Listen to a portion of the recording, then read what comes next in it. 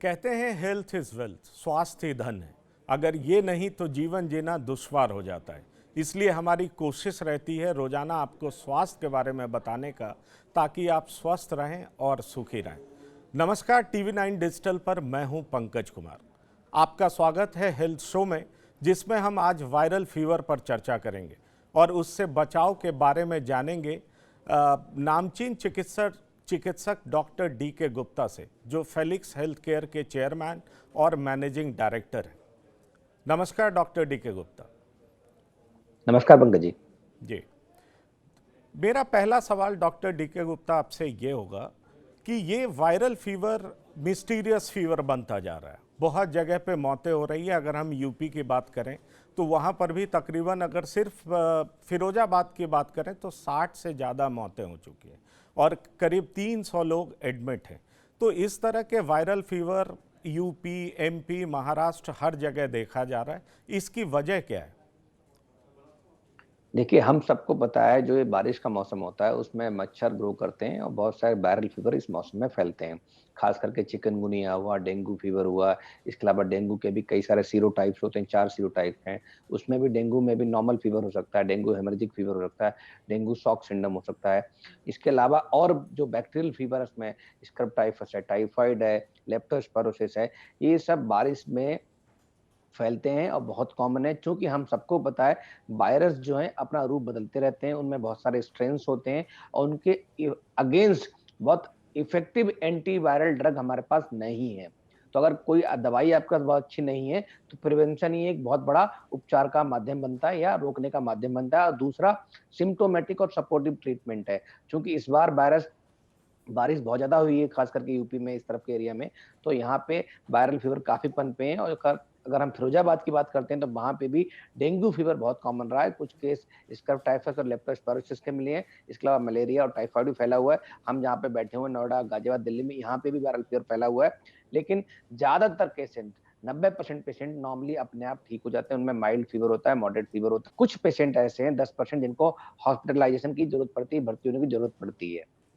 Doctor जी गुप्ता, पंकज जी। अभी ICMR ने ये कहा है कि जो D2 स्ट्रेन है वायरस का, डेंगू फीवर का, वो काफ़ी घातक है। उसका वायरुलेंस बहुत ज़्यादा है। और अगर हम फिरोजाबाद की बात करें, मथुरा की बात करें या यूपी के कुछ और शहरों की बात करें, तो यही D2 स्ट्रेन की वजह से वायरुलेंस ज़्यादा है। आईसीएमआर ने आगाह किया है। क्या आपको लगता है कि यही स्ट्रेन भारत के अन्य राज्यों में भी फैल रहा है, जिस वजह से, अगर इंदौर की बात करें, चाहे हरियाणा के एक पलवल जिले में एक गांव में कुछ बच्चों की मौत हुई है, या महाराष्ट्र की बात करें, वहां भी 300 से ज़्यादा बच्चे संक्रमित हैं? देखिए पंकज जी, आपने बिल्कुल ठीक कहा। जो फिरोजाबाद में जो आइसोलेट किया हमने वो D2 स्ट्रेन ही है। और डेंगू फीवर के 4 स्ट्रेन्स होते हैं। चारों में D2 स्ट्रेन काफ़ी वैरुलेंट या काफ़ी संक्रामक है या काफ़ी ये तीव्र गति से फैलता है और बच्चों में कॉम्प्लिकेशन और डेथ करता है। तो इसके अतिरिक्त जो दूसरे राज्यों में वायरल फीवर मिल रहा है, ज़रूरी नहीं उस पर D2 हो, D2 भी हो सकता है। तो वहाँ पे हमें जाँच करने की और वायरस को आइसोलेट करने की ज़रूरत है, स्ट्रेन को कन्फर्म करने की ज़रूरत है। लेकिन डेफ़िनेटली कोई भी वायरल फीवर हो, चाहे डेंगू का कोई सा भी स्ट्रेन हो, नॉर्मली मैंने बताया 90% बच्चे या बुजुर्ग जो हैं नॉर्मली ठीक हो जाते हैं। 10% लोगों को हॉस्पिटलाइजेशन की जरूरत पड़ती है।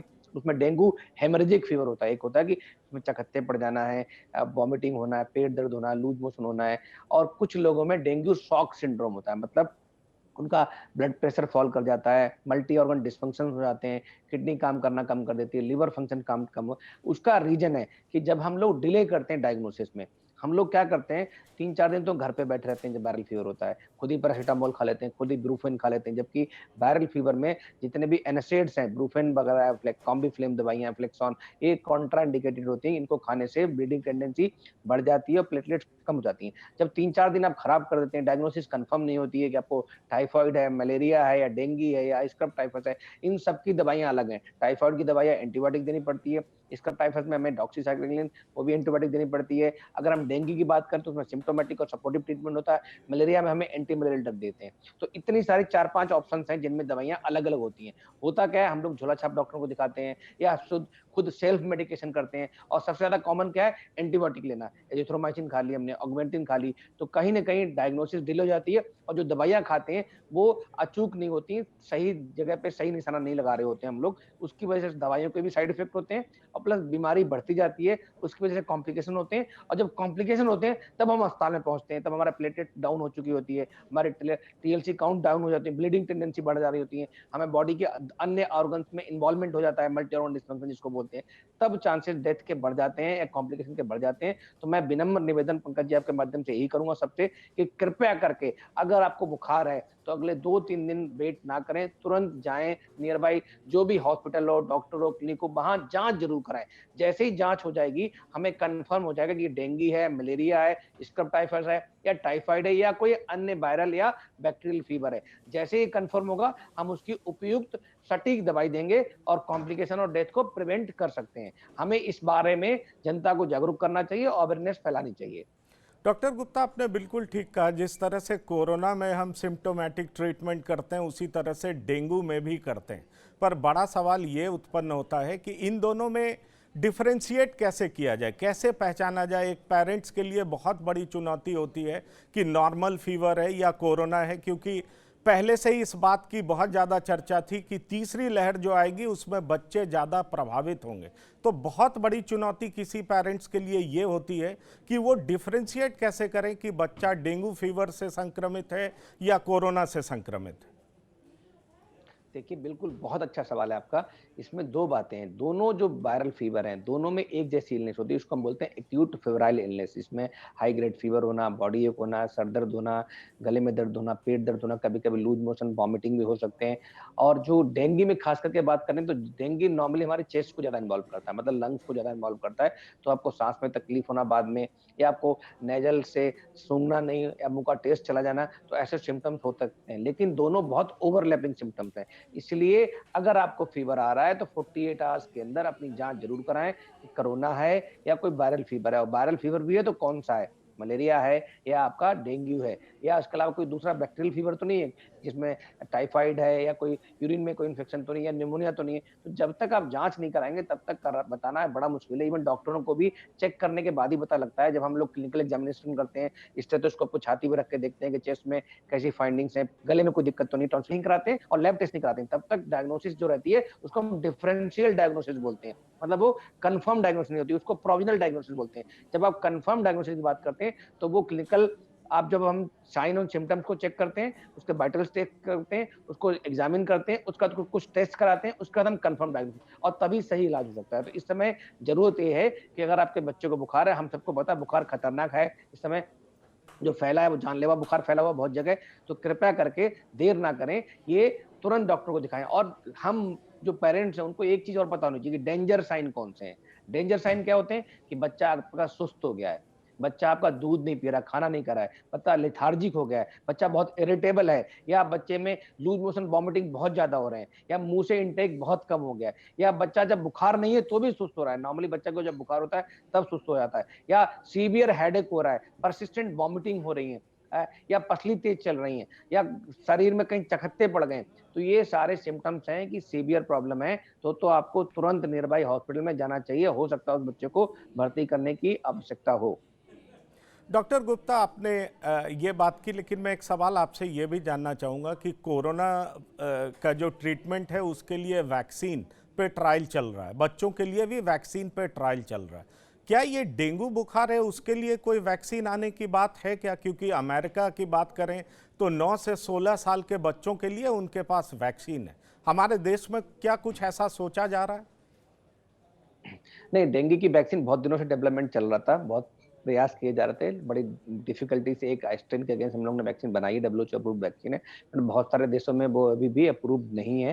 तो अभी भी वो कई सारे 4 स्ट्रेन्स हैं, चारों स्ट्रेन की अलग वैक्सीन होगी, कौन-सा स्ट्रेन आएगा, तो अभी वैक्सिनेशन पॉसिबल नहीं है। अभी हमें सिर्फ प्रिवेंशन पे काम करना चाहिए। प्रिवेंशन क्या है कि घर में पानी इकट्ठा ना होने दें। हम सबको पता है कि बच्चे जो मच्छर जो हैं, दिन में जो एडीज मच्छर है, वो दिन में घूमता है, और जो घर में साफ पानी होता है, घर के आस-पास जो कूलर है, गमले हैं या जो पेड़-पौधे हैं, कहीं भी घर में पानी ठहरा हुआ छत पे, उन सब में मच्छर पैदा होते हैं, उनका लार्वा वहाँ ग्रो करता है और वहाँ से बच्चों को और बड़ों को काटता है, और जब भी वो इन्फेक्टेड पर्सन को काटता है, उसके ब्लड से वो ले जाके किसी और को जब काटता है तो उसको ट्रांसमिट कर देता है। तो हमें क्या करना चाहिए कि बच्चों को फुल आस्तीन के कपड़े पहनाएँ, बाहर जाने से ज़्यादा अवॉइड करें। इसके अतिरिक्त अगर बाहर जाना पड़ता है तो कोई मॉस्किटो रिपेलेंट लगाएँ, घर में मच्छरदानी या कोई ऑल आउट या मॉस्किटो रिपेलेंट का यूज़ करें।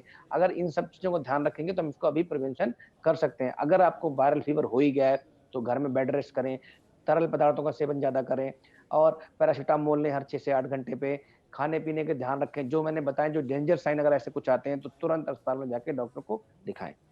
डॉक्टर गुप्ता, मेरा अगला सवाल ये होगा, क्योंकि आपने ये बहुत साफ कह दिया कि हमें प्रिकॉशन पर ध्यान देना चाहिए और डेंजर साइन क्या है उसको पहचानना चाहिए, लेकिन बतौर पेशेंट्स कब हमें बिल्कुल अलर्ट हो जाना चाहिए कि डॉक्टर के पास जाना जरूरी ही है? क्योंकि अगर बच्चों में फीवर नॉर्मली 100 के आसपास है, मान लीजिए 100.4 है या 101 है, तो क्या हमें इतना वरीड होने की ज़रूरत है? पैरासीटामोल के अलावा टेस्ट के लिए हमें जाना चाहिए या पैरासीटामोल काफ़ी है, कालपॉल काफ़ी है, जिसकी मदद से हम बच्चे के टेम्परेचर को डाउन कर सकते हैं? देखिए, शुरुआती अवस्था में आप पैरासिटामोल दे सकते हैं अगर बुखार 100-101 तक है।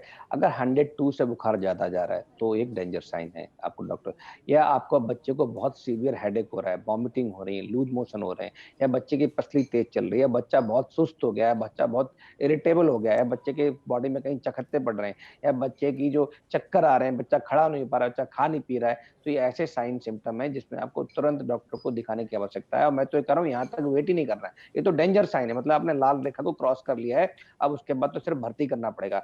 कोशिश क्या करना चाहिए, मैंने कहा 90% बच्चे जो हैं एसिम्प्टोमेटिक या सिम्प्टोमेटिक जो बच्चे हैं, वो नॉर्मली ठीक हो जाते हैं, उनको समय पे सही डायग्नोसिस बन जाए या सही इलाज हो जाए। तो कोशिश करें, अगर बच्चे को बुखार है और 1 या 2 दिन से ज़्यादा हो गए हैं, 24 घंटे से ज़्यादा हो गए, तो तुरंत जाके डॉक्टर को दिखाएँ, जाँच करवाएँ, जाँच कन्फर्म होगी तो ओपीडी बेस पे, मतलब आउटडोर पेशेंट की तरह ही आपको ठीक किया जा सकता है। उसमें कुछ दवाइयाँ दी जाएँगी, आपको फ़ॉलो-अप करना पड़ेगा, और अगर ऐसे कोई डेंजर साइन आते हैं 1-2% केसेज़ में, तो आपको दोबारा डॉक्टर को रिपोर्ट करना है, अदरवाइज़ ज़रूरत नहीं पड़ेगी।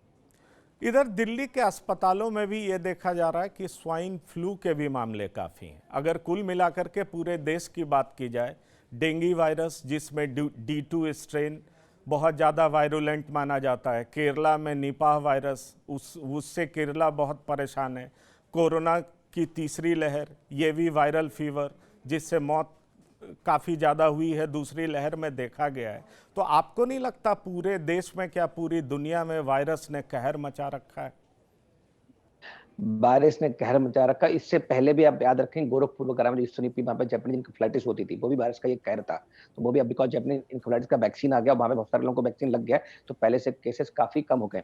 तो डेफ़िनिटली वायरस ने दुनिया में कहर मचा रखा है, चाहे वो हमारा देश हो, चाहे दूसरे देशों में, कोविड हो या आपका डेंगू हो या आपका क्या नाम है बर्ड फ्लू हो, निपाह वायरस हो, या इसके अलावा जो आप कह रहे थे स्वाइन फ्लू हो, ये सारे, या इन्फ्लुएंजा हो, ये सारे वायरस हैं और हर साल आते हैं। कहीं-कहीं छोटे सर्जेज़ में आते हैं, छोटे-छोटे आउटब्रेक्स होते हैं, बट कभी-कभी ये जो बड़े आउटब्रेक हो जाते हैं जिसमें एपिडेमिक और पैंडेमिक हो जाता है, जैसे कोविड में हुआ।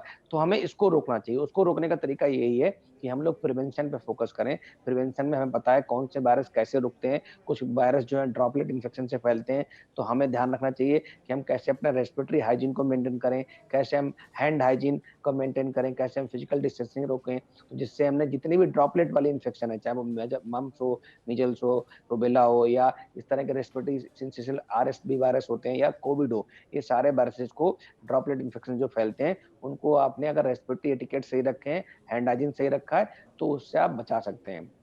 तो खासकर आपने कुछ वायरस ऐसे होते हैं जो वेक्टर बॉर्न डिजीज होती हैं, जैसे जो मच्छरों के थ्रू फैलते हैं। तो अगर आपने वेक्टर्स पे कंट्रोल कर लिया, मच्छरों पे साफ सफाई पे ध्यान रखा, तो आप उनको कंट्रोल कर सकते हैं।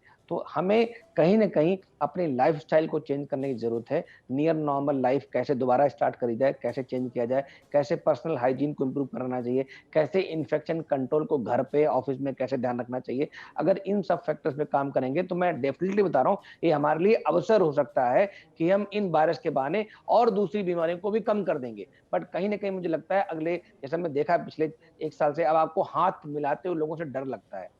हाथ कोई मिलाता नहीं गलती से, गलती से मिला भी लिया तो उसके बाद आप हाथ तुरंत सैनिटाइज़ कर लेते हो। तो ये कल्चर आ गया, इससे क्या होगा, जो दूसरी बीमारियाँ जो फीको ओरल रोड से फैलती हैं, जैसे टाइफाइड है, गैस्ट्रोएंटेराइटिस है, जॉन्डिस है, या कोलाइटिस है, ये सारी ऐसी बीमारियाँ हैं, डिसेंट्री है, ये सब खत्म हो जाएँगी। अगर आपने हैंड हाइजीन अच्छा कर दिया। तो कहीं न कहीं मुझे लगता है कि अगला फ्यूचर जो विश्व का है, जो विश्व निर्माण की बात कर रहे हैं, उसके लिए ये अच्छा कदम होगा, अगर हम इसके प्रिवेंशन पे काम करें और प्रिवेंशन पे फोकस करें। खाली वायरल नहीं, हम बहुत सारी बैक्टीरियल बीमारियों को भी रोक सकते हैं। तो प्रिवेंशन पर फोकस करना चाहिए और प्रिवेंशन पे फोकस करने का उपाय प्रिकॉशन ही है, क्योंकि हमारे पास अभी फ़िलहाल कोई दवा नहीं है, कोई वैक्सीन नहीं है, आप ये कहना चाह रहे हैं। लेकिन साथ ही साथ डॉक्टर गुप्ता, एक और सवाल है मेरा, अंतिम सवाल है कि जो वायरल फीवर से ग्रसित होते हैं, क्या उन पे ज़्यादा खतरा होगा कि उन बच्चों को ज़्यादा कोविड हो सकता है? नहीं, कोई भी बीमारी जब ज़्यादा फैलने के चांसेस रहते हैं, जब आपकी इम्यूनिटी लो होती है। कोई भी वायरल फीवर या बैक्टीरियल फीवर, कोई भी इन्फेक्शन होता है, तो बॉडी की हमारी इम्यूनिटी कम हो जाती है। इन्फेक्शन का दर नहीं चेंज होगी, इन्फेक्शन के चांसेस सेम रहेंगे, अगर आपको वायरल फीवर है या नहीं। लेकिन अगर आपको वायरल फीवर है और आपको कोविड हो गया, तो डेफिनिटली डिजीज़ की जो सीवियरिटी है, गंभीरता वो बढ़ जाएगी, कॉम्प्लिकेशन बढ़ जाएँगे और डेथ के चांसेस बढ़ जाएँगे। इट मीन्स वैक्सीनेशन वो सॉरी अगर आपको वायरल फीवर है तो आपकी इम्यूनिटी कम हो जाएगी। अगर उस समय अगर कोविड होता है तो चांसेस ऑफ कॉम्प्लिकेशन या भर्ती होने के या डेथ होने के बढ़ जाएँगे। अन्यथा अगर आप नॉर्मल हेल्दी ह्यूमन बीइंग है, आपकी इम्यूनिटी नॉर्मल या स्ट्रॉन्ग है। और मैं कहूँगा प्रिवेंशन में खाली प्रिकॉशन नहीं, जैसे आपने बताया प्रिकॉशन तो एक बहुत बड़ा स्टेप है। दूसरा प्रिवेंशन में वैक्सीनेशन, जैसे कोविड का वैक्सीनेशन है हमारे पास। अगर हम सारे एडल्ट को वैक्सीनेट कर दें तो बच्चे अपने आप हर्ड इम्यूनिटी में आ जाएँगे और बच्चों का वैक्सीन भी अगले हफ्ते 10 दिन में लॉन्च हो जाएगा, जो जाइडस कोविड वैक्सीन है। और इसके अलावा जो छोटे बच्चे हैं, जो 12 साल से कम है, उनका वैक्सीन भी नवंबर में तक लॉन्च हो जाएगा। तो मैं पेरेंट्स से, माता-पिता से, अभिभावकों से यही निवेदन करूँगा आपके माध्यम से कि वैक्सीनेशन ज़रूर लगवाएँ। स्वाइन फ्लू का वैक्सीन है, टाइफाइड का वैक्सीन है, आस-पास इतनी सारी वैक्सीन प्रिवेंटेबल डिजीज़ हैं, ट्यूबरकुलोसिस है, हेपेटाइटिस है, मम्प्स है, मीज़ल्स है, रूबेला है, हेपेटाइटिस ए है, हेपेटाइटिस बी है, इसके अलावा चिकन पॉक्स है, स्वाइन फ्लू है, इन्फ्लुएंजा है, जैपनीज़ एन्केफेलाइटिस है, मेनिंगोकोकल एन्केफेलाइटिस है, निमोनिया है। तो ऐसी बहुत सारी बीमारियां हैं जिसका आप बचाव हमारे पास ऑलरेडी है। तो कृपया करके सब लोग वैक्सीन लगवाएं। जिन जिन बीमारियों की वैक्सीन उपलब्ध है, जिनकी उपलब्ध नहीं है, उस पे सरकार को साइंटिस्ट पे काम करना चाहिए कि वैक्सीन जल्दी से जल्दी डेवलप करनी चाहिए। और जब तक नहीं है तब तक हम सबको उसके प्रिकॉशंस प्रिवेंशन पे जो भी हम फोकस करें वो करना चाहिए। तो डॉक्टर गुप्ता, आपका बहुत बहुत शुक्रिया अपना कीमती समय देने के लिए। धन्यवाद। तो आप भी इस समय बच्चों का पूरा ध्यान रखें, क्योंकि मानसून के चलते डेंगू और मलेरिया से तो हमें अपने बच्चों को बचाना ही है, साथ ही कोरोना की तीसरी लहर से भी अपने बच्चों को बचाना है। हम कल फिर हाजिर होंगे एक नए विषय के साथ, एक नए गेस्ट के साथ। तब तक आप स्वस्थ रहिए और अपना और अपनों का ध्यान रखिए। चलते चलते हम आपको बताना चाहते हैं कि TV9 डिजिटल के न्यू इनिशिएटिव TV9 वैन के बारे में। आखिर क्या है ये इनिशिएटिव, आइए देखते हैं इस वीडियो में। Today, doctors are busier than ever providing care and advice to patients. And the reality is that an average patient now spends much more time in the waiting room than in the doctor's chamber. With such a captive audience, it's time to put their wait time to good use. Introducing TV9 Waiting Area Network that provides premium patient engagement experience through engaging and informative videos. These videos are created keeping in mind an Indian patient seeking medical attention. TV9 Waiting Area Network provides a perfect platform for educating the patients on everything a doctor's practice has to offer while elevating the doctor's brand at the same time. As a doctor, all you need is to have Wi-Fi at your clinic and we'll take care of the rest. We provide you with a TV, a media player, your clinic profile, and a playlist customized as per your practice. Combine all this with the regular news updates from TV9 and you have an awesome branding and marketing tool for your clinic. Write to us at van@tv9.com and we'll get in touch with you to set up our solution at your premises.